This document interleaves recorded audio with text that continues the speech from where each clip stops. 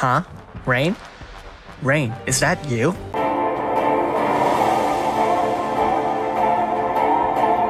Okay, so, not Rain here is a pure physical tank. In fact, it's a row similar to another character if I remember correctly. Well, that aside, let's cover Mont. His Trustmaster reward, Destined Prince, increases a unit's HP by 20% and increases both their attack and defense by 40% if the unit is holding a sword. Pretty good for what's potentially a free Trustmaster reward. His Super Trustmaster reward, Lion Emblem, is a basic accessory that gives a flat boost to HP, attack, defense, and spirit, and enables the skill Rallying Cry, which fills up the limit burst gauge for your team by 5. Alright, onto his active abilities. Stone Throw chucks a stone that deals about 10% of Mont's actual damage, and provokes the enemy into focusing on them completely due to the sheer outlandishness of throwing a stone. Body Slam can serve as a dispel, so it's situationally useful. Power Break and Magic Break are decent, but you should really aim for better breaks.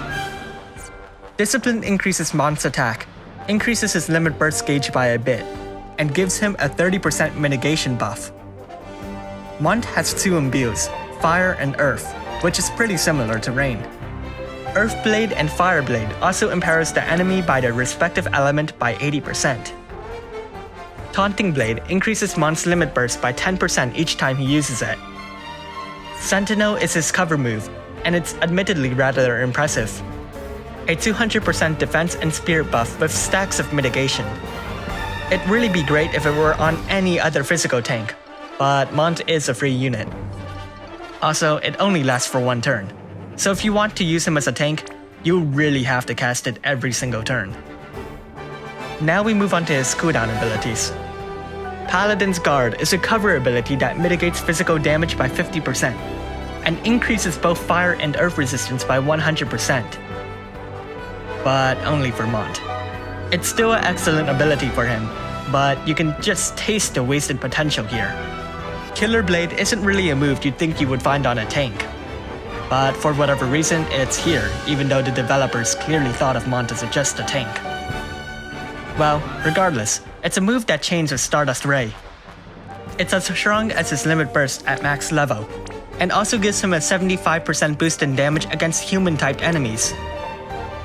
Speaking of his limit burst, Destiny Cross does damage and decreases the enemy's fire and earth resistance by 100%, while raising your team's resistance against those elements by 100%. This might actually be really useful, and could potentially be helpful in future events. Back to his final cooldown ability. Beast Breaker is the strongest killer blade, and basically exchanges out the human killer for a beast killer. It's a bit of a waste for Mont, though if you have Mastermind Zone, you can copy those buffs and project them to the rest of your team. Onto his passives. He has a built-in 50% provoke, a small MP regen, innate 30% resistance to fire and earth attacks, and is immune to paralysis, confusion, and petrification. With his Trustmaster reward or Super Trustmaster reward equipped, he gains a Guts buff. His limit burst accumulation rate is actually pretty good, considering his innate limit burst fill rate boost, the fact that he automatically gains 10% of his limit burst every turn, and his potential to counter attacks by raising his limit burst gauge. It's far more reliable than Stern's counter, as while both do have to get hit, it's far easier for the enemy to attack your tank. Now let's create a rotation for him. I'm certain many of you are confused, as there isn't much point to creating a guideline for a tank, right? And while that holds true, Not Rain here is actually pretty reliable as a chaining support with other units, like Rain. So let's begin. I'm going to make this guide under the assumption that you plan to burst down the enemy under Mont's cover. So first we'll use Paladins Guard and an element.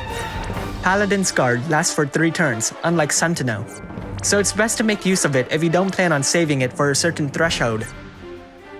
On turn 2, you may as well cast either Killer Blade and Beast Breaker, in whatever order, so long as you prioritize your damage against the enemy species. On turn 3, you can dual cast Taunting Blade. On turn 4, you choose an element and go with one of the cooldown abilities, Or you might use Sentinel if you really need the cover. On turn 5, use the other cooldown ability and pair it with Sentinel. From there on out, you continue applying his buffs when they're down. As you can see, Mont really suffers from the fact that his on-demand cover only lasts for a single turn. It's balanced out by the fact that it's intrinsically better than many other cover skills. So perhaps they purposefully limited Mont so that he doesn't become too good for a free unit. Mont doesn't have the symbol of a physical damage dealer, and there's good reason for that. He isn't strong enough to justify throwing away his role as a physical tank. Though honestly, just using him as a chaining supporter with a better tank is also a perfectly viable strategy if you don't have any other chaining partners. His limit burst is also situationally useful, but you have to remember that it shouldn't be used for its damage. He is a free unit after all, and our past free units have shown that most of them excel in situational uses. On another note, I'm kind of surprised that they didn't throw in CG limit burst animations for these characters for more of the visions. I believe they already have them in that game, as I've seen it enough times through the advertisement wheel. Anyways, thanks for watching, and if you like this video, make sure to leave a like and subscribe.